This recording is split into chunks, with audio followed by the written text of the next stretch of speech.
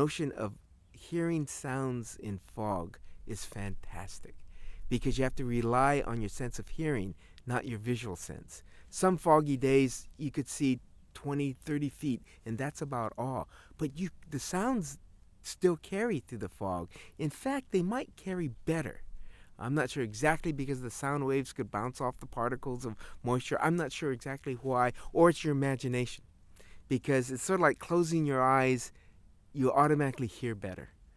Because you're trying to focus on with your different senses. So the sounds in winter in dense fog are wonderfully haunting because I could hear this lone dog barking in the distance and trying to hear whose dog is that, because I rarely listen for identification by the sound of a dog barking.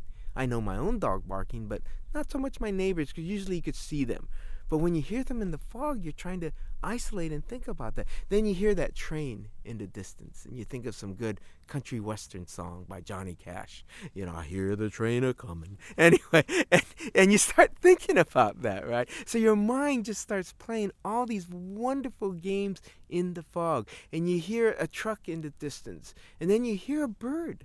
And you go, wait a minute, there's birds around? Yeah, of course there's birds around, because we don't have that harsh of winters here. All the birds migrate someplace else. And you hear these different sounds, and then you hear this kind of, and you hear there's a woodpecker working someplace. And you go, this is just amazing. And you only paid attention to that because of the fog.